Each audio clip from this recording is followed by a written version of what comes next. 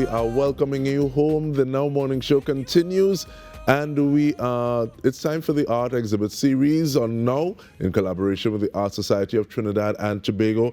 And art is interesting. And this morning we're speaking with Ian Gill, a very interesting gentleman, married father of 6, grandfather of 9, great-grandfather of 1, and so many other things in between. Thank you so much for joining us, Mr. Gill. How are you doing? It's a pleasure being here, and thank you very much for having me. Now, I want to know, Mr. Gill, was art always a part of your self-expression, or is it something that you've taken up a little later? How does it fit into the things that you do? Well, I would say that I've started painting since I was very, very young. And when I was in primary school, one day I painted my house, my father's house, and all the children in the class thought that was a great idea. Why don't you paint our individual houses? So I did that. And it started me on painting, and my first exhibition was at age 13. And I've been painting through the years, and if you notice from my age, born in 1945, I've been painting quite a long time. I've never liked to part with the works, and that's been a problem, because each one of them is like a child for me, and it brings back the memories of the day or the place or the person and all the wonderful experiences that I've had.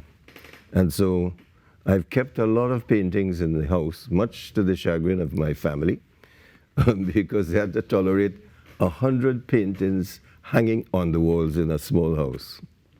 But I've been painting forever. In fact, I don't know if you recall, there used to be an art gallery at the top of Salvatore building. And before I'd gone away to England to study, I used to take my paintings there. And all they ever asked for me was sunsets with palm trees. That's what I used to do. But how do you make or find time to do other things? Because there are so many other things that you do, from music to bodybuilding to all these sorts of things. So is it that you need all of these things as one is an escape from the other? No, one is not an escape, but I think it's nice to be well-rounded. And for instance, when I went into bodybuilding, when I got a second runner-up in the Mr. Trinidad and Tobago IFBB light heavyweight in 19 somewhere, I thought that was fine. I didn't need to go any further. I get on to something else. So in addition, I've sat down and written a book. It's called Driftwood Camp, and it covers a lot of the experiences I had living in Beach Camp, Palo Seco, with a lot of, I would say, foreigners. And it's a part of history I felt was not properly recorded, and so I did it in a way I thought would be acceptable. So it's not a novel, and it's really not nonfiction, but I had to say that if there's any resemblance of anybody living or dead, that's purely coincidental. And that book is available on eBay. I like a disclaimer. But just before we start with you describing the pieces, and we start with the one that is closest to me, what I want to ask you, though, is how do you decide what you're going to paint, one, and what medium you're going to use? Because I see that there has been a transition between acrylic and oil. Yeah. And I know that's a big one for some people. But talk to me about that process. Well, when I was in UK, I used to paint in oils. And I was very influenced by people like Turner and Constable. And I would sit in front of a Constable painting, which in a book is this size, but in real life is huge. And where the surface looks smooth, in fact, it's like an inch deep in paint. But when you stand back and look at it, it's flat. And I got influenced to use oils while in England. When I came back to Trinidad, I found oils a little difficult to handle and a little more expensive. And acrylic, I paint very quickly, and acrylic suits my style. Okay, so let's look at your style a little bit. Now take us through it. The one that's close. We start with the one closest to me. Well, that is a tree around the savannah, which you could easily recognize because it's falling apart right now. And I thought, let me capture it before it actually passes on. And there's a regiment soldier marching past. And I love trees. So every chance I get, I stop my car and I photograph a tree, and then I paint it at home. So that's on board. Well, hibiscus is something that everybody has grown up with. And as a child, all our fences at Beach Camp Palo Seco, that was the flower that was growing on it. So I'm always tempted to paint many different varieties of hibiscus. I think this one probably is self-explanatory. Tell myself this might have been one at the gallery at the top of the Salvatore. No, actually it would have to have palm trees in it. Because the tourists always insisted it must be something they could take back home that reflects the visit they've made to Trinidad. But I like doing sunsets, and there are many, many sunsets in the exhibition. This, subject to correction, I think is a phalaenopsis. But what I do is, I love orchids because they are very self-explanatory. They do so many different things, so many colors, shapes, and forms. And this one took my interest. I don't usually use a lot of detail, but when I come to do plants or flowers, I use small brushes to get the proper impression. One of the things I like to ask artists is, how do you know it's finished? That's a very good question. There's an artist well known named Moore who painted mainly things like trains with smoke, and he would come back to, as I understood it, come back to his paintings and touch something and change something.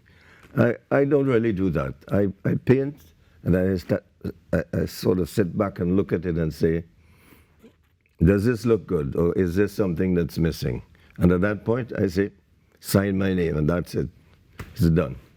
God.